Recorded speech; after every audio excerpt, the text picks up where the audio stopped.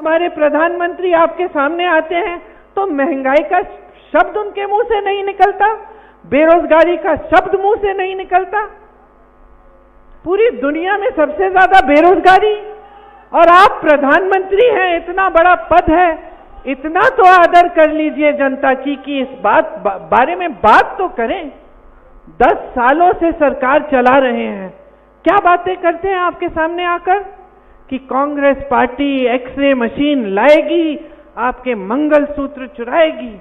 गुजरात में तो इन्होंने कह दिया कि अगर आपके 2 भैंस हैं तो कांग्रेस पार्टी आपकी 1 भैंस चुरा लेगी। तो जहां जहां मैं जाती हूं बहनों, जहां जहां मैं जाती हूं मैं कहती हूं अपने भैंस बांधो, मैं आ गई हूं। वो अलग बात है कि अगर मुझे खींचनी पड़े तो खींचे आएगी भी नहीं मेरे साथ। तो बात यह है, हम हंस रहे हैं, हम हंस रहे हैं, लेकिन ये हंसने वाली बात नहीं है, ये दुख की बात है। ये दुख की बात है कि आज हमारे देश के जो सबसे बड़े नेता हैं वो इतना भी आदर नहीं कर रहे हैं हमारी देश की जनता की कि चुनाव के समय जब वोट लेने का समय है, 10 साल आपकी सरकार रही है, तो कम से कम जो जो आपने किया है विकास के लिए वो गिनवा लीजिए, जो आप करने जा रहे हैं वो बता लीजिए, दीजिए नौजवानों को। और जो सबसे बड़े संकट है जनता के, महंगाई, बेरोजगारी, इनके बारे में बात तो करिए। ठीक है, आपसे नहीं रुक पाया, आप नहीं कर पाए, ये सुलझा नहीं कर पाए, कम से कम बोलिए तो सही, कहिए कि मैं जानता हूं कि इतनी बेरोजगारी है कि आप मुश्किल में हैं, मैंने कोशिश की, मैं कोशिश करूंगा, इतना तो कह दीजिए। लेकिन इतना भी नहीं कहते हैं।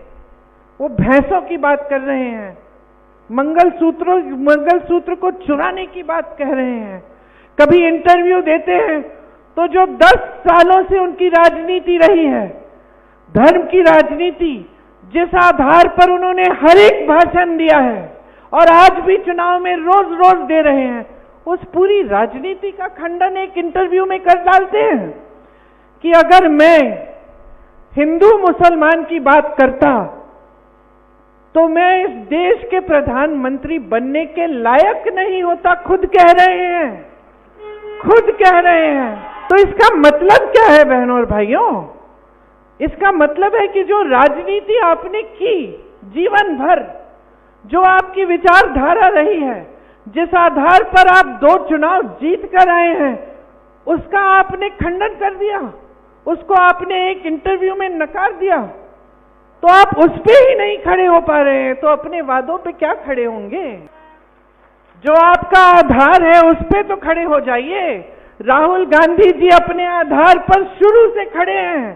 4000 किलोमीटर की यात्रा पैदल कन्याकुमारी से कश्मीर तक करते हैं, मणिपुर से मुंबई तक 4000 किलोमीटर और करते हैं, क्योंकि वो अपने आधार पर खड़े हैं। वो इस देश की लोकतंत्र को मानते हैं, वो इस देश के संविधान के लिए कुछ भी कर डालेंगे इसको बचाने के लिए, और वो पहचानते हैं कि लोकतंत्र में जनता सर्वोपरि है, जनता को झूठ नहीं बोला जाता। और अगर जनता को झूठ बोलेगा कोई नेता तो लोकतंत्र उसे सबक सिखाएगा।